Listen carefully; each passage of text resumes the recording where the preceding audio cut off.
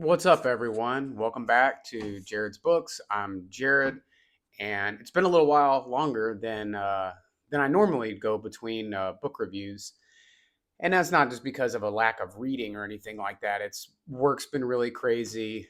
Um, this weekend I was pretty busy, so I usually put out the reviews on a Sunday, but um, didn't really have the time. So wanted to put together, what I've been up to, stuff like that, and my latest read, which was Dune Messiah. This is the second book in the Dune series. There's some really cool adaptations of in movie form with this.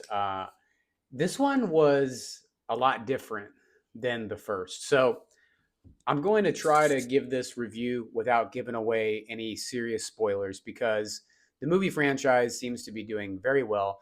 I'm a really big fan because I think they did a really good job based off of the books, even though there are some variations, but there always are. And I think they could make a really cool adaptation with this one.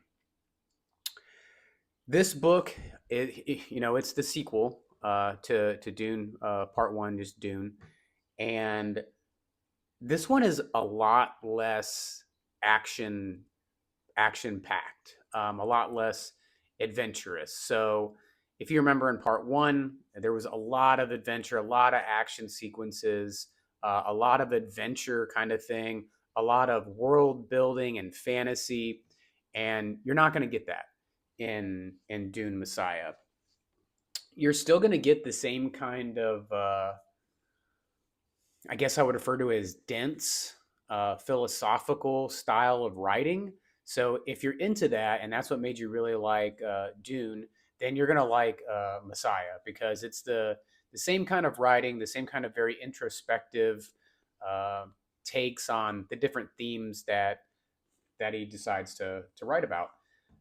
And this in this one, we pick up 12 years after Paul Atreides Muad'Dib has taken over as Emperor of the Universe. And in this time, he has led a jihad across the entire universe. He's billions of people have died at this jihad's hands. Um, he's kind of really upset about it. He's extinguished entire worlds. It's just there's a lot of weight, kind of heavy lies the crown kind of thing going on in this one. And that's one of the main themes of the novel is Paul now coming to grips with his prescience, like his ability to tell into the future, along with his power that he has. He in the first one, he called it his like his terrible truth because that was the jihad he could see. He knew that if he were to rise to power, that there would be a war in his name that would spread across the entire universe, and it did. And he's having a really hard time with that. He feels really bad about their struggles with that. And then another storyline in this book is there's a conspiracy, to take him down, and you get to see some pretty cool characters. Like there's a space guildsman that's kind of like this, like aqua esque person that lives in the melange spice in a tank. It'd be pretty cool to see how they do that if they do a movie on it. There's a Tilaxu face dancer in it, which is also going to be another really cool character. It's someone who can change faces. And then, without giving away like too much, there's going to be there's another character in this one that everyone's going to be pretty excited to see back in Dune and in the world and stuff like that. That probably gave it away, but it's pretty cool. You also get to meet and delve more into Aaliyah, which is Paul's sister. And if you remember from the first one, she became a Bene Gesserit Reverend Mother while she was just a fetus in the womb after Lady Jessica drank the spice stuff, the water of life, and instantly turned her into a Reverend Mother while she was still in her womb. And she has all kind of crazy prescience and future telling and stuff like that she can do. She's kind of rising up in power too. A lot of people are looking at her as a religious figure, and that's another theme of the book is how religions grow, people following them, and the pitfalls that sometimes happen with that. So this one's a big shift. It's very different than the first book. So, but I found the drama in this one a lot juicier. So like, there's a lot of good conspiracy. There's a love drama going on in it. Um, there's other things that are going on. It's good. It's juicy. It's like a soap opera book. I will say that if you are going to order this one to read, do not get the mass produced paperback. I know my hands are a little larger, but the size of this book sucks. I mentioned it before in one of my other book reviews when I said what I was currently reading. Like you can see how like I had to like crease this thing just to be able to comfortably read it. I would definitely get the paperback or get the try to find a hard copy or a different version. Just don't get the mass paperback. But I liked it. So scale of 1 to 5, I would give it a solid 4. I would definitely recommend it. If you liked the first Dune, which it's a different style of writing, like these books were published back in the 60s. This one was 69, I think, and Dune was 63. So definitely a different style of writing, very introspective, very dense style of writing. And this one even more so because it's dealing with more serious themes and tones and stuff like that. So, but I would highly recommend it.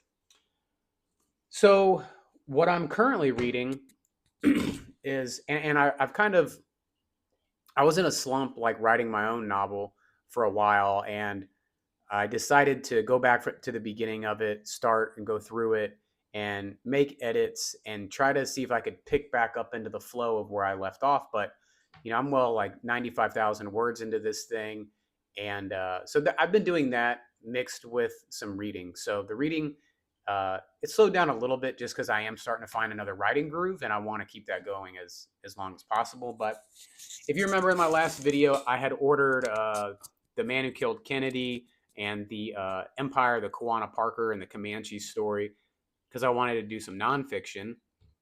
And I started reading the Kawana Parker story, and it's good. Like I like the way that it's wrote. It's nonfiction without being too like history book kind of, and that's really big for me. That's why I didn't like Fingerprint of the Gods at all, even though I find that stuff so interesting. Is Graham Hancock's style of writing sucked, or that's my opinion.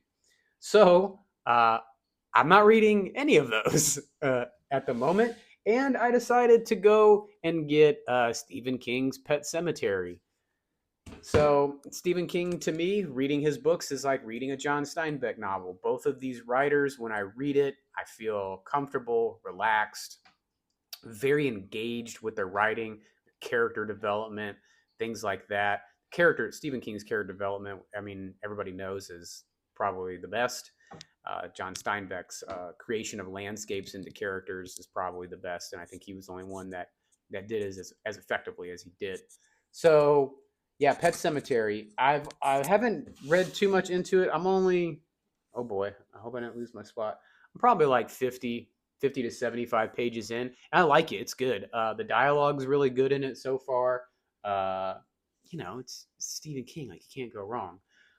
You might be asking yourself why I picked this one. I picked it because I wanted to read one of his more original works. I liked his style of writing, I think, better in some of the original stuff, like in The Shining, like some of the older stuff. Like The Shining's style of writing was crazy and sporadic and kept you really engaged, and it was all over the place at times, and it was never a dull moment. This is more linear, so it's good. It's an easy read so far, and I'm really enjoying it. So I should knock that one out probably in like a week and a half, just because I'm doing a little bit more writing than I normally do.